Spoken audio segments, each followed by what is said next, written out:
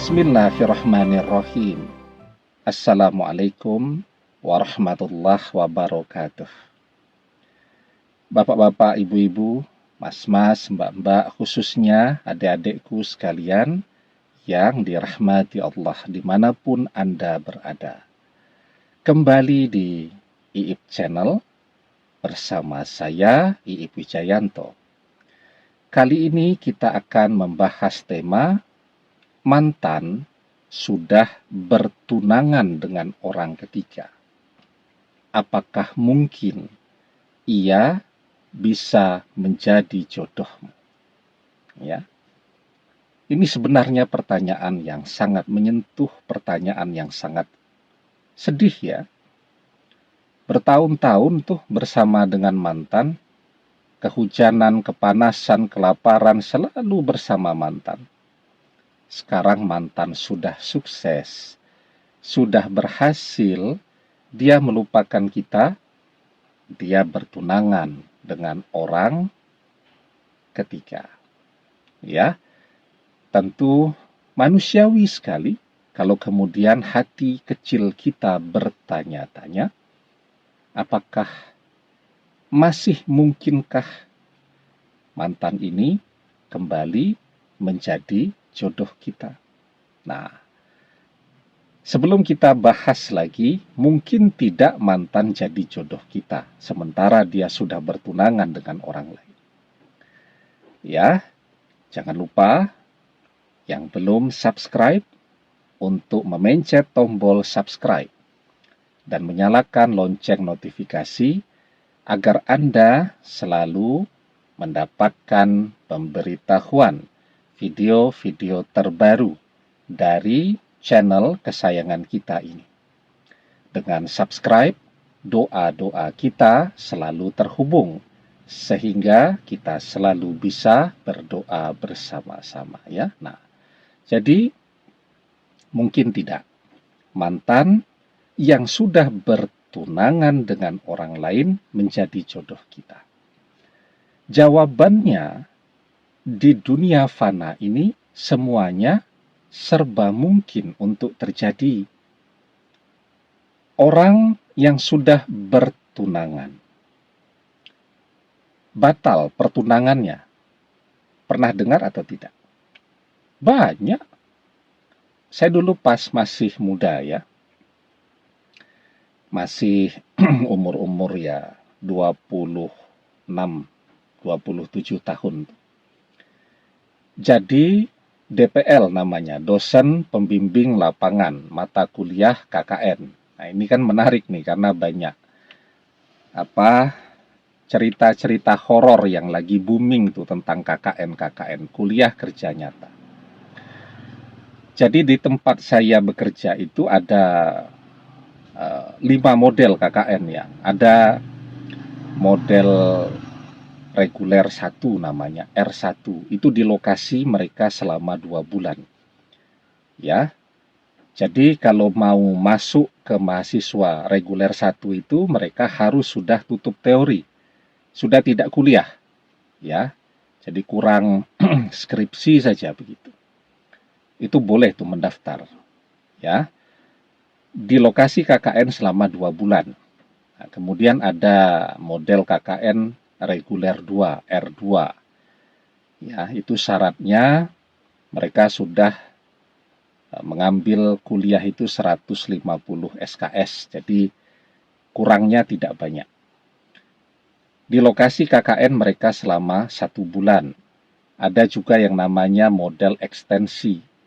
Ya, jadi syaratnya kalau saya tidak salah itu sekitar 130-an SKS ya. Tidak nginap, bolak-balik setiap hari ke lokasi KKN. Ada yang namanya kemitraan, itu juga tidak nginap, syaratnya 130-an SKS. Ada namanya mandiri, dan seterusnya. Nah, jadi ini ada mahasiswi yang mengambil KKN dengan model reguler 1, R1. 2 bulan di lokasi KKN sudah bertunangan. Ya. Selesai KKN, apa yang terjadi? putus dengan tunangannya dan kemudian menikah dengan teman KKN-nya. Ya, jadi banyak tuh yang seperti itu. Sudah bertunangan, putus dengan tunangannya, menikah dengan orang yang baru dia kenal. Jangankan yang baru bertunangan, yang sudah menikah, bercerai pun, pernah dengar ya, orang bercerai. Tiap hari kita dengar, di mana-mana orang bercerai setiap hari. Ya, sudah menikah, pacarannya 7 tahun. Menikahnya 2 tahun, dapat anak 1, suaminya selingkuh, bercerai. Coba. Kemudian menikah dengan orang lain. Suaminya atau mantan suaminya menikah dengan selingkuhannya. Jadi di dunia fana ini semuanya serba mungkin untuk terjadi. Ya, yang paling penting apa? Kalau orang sudah punya tunangan, sudah dipinang, sudah dikhidbah, ya sudah, tidak usah kita dekati, biarkan saja. Kalau dia jodoh kita, dia akan berpisah tuh dengan tunangannya dan akan datang kepada kita. Kalau dia jodoh kita, bahkan dia sudah menikah pun, dia akan bercerai dengan orang ketiga dan kembali kepada kita. Tapi yang paling penting kita tidak mengganggu tunangan orang, tidak mengganggu rumah tangga orang. Yang kita lakukan berdoa. Semoga bisa berjodoh dengan dia. Kalau dia berjodoh dengan kita kan otomatis dia akan berpisah dengan tunangannya, akan bercerai dengan pasangannya. Tapi kita tidak mendoakan dia untuk bercerai. Kita mendoakan dia menjadi jodoh kita. Ya. Dan yang bisa mengubah takdir. Mantan sudah bertunangan dengan orang ketiga. Mantan takdirnya berjodoh dengan orang ketiga. Berubah takdirnya. Mereka berpisah. Mantan datang dan kembali kepada kita. Yang bisa mengubah takdir adalah doa kita. Maka di dalam sebuah hadis kita diajarkan, la yaruddul qada'a illa doa. Tidak ada yang dapat menolak takdir kecuali doa. Ini hadis sering saya sampaikan. Selama orang tidak putus asa dalam berdoa, tidak pernah menyerah dalam berdoa, selalu berdoa, semuanya mungkin terjadi untuk dia. Ya, bahkan yang sudah ditakdirkan pun bisa berubah. Mantan bahkan sudah menikah dengan orang ketiga, tapi kita selalu berdoa agar mantan menjadi jodoh kita. Mereka berpisah, mereka bercerai, mantan datang kepada kita. Tapi doanya yang baik, jangan mendoakan bercerai, jangan mendoakan berpisah.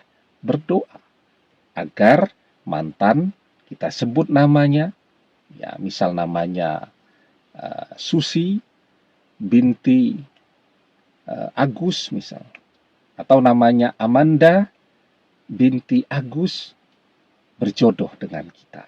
Nah, maka insya Allah, ya, ketika Allah kabulkan, kita berdoanya agar dia berjodoh dengan kita. Doanya begitu.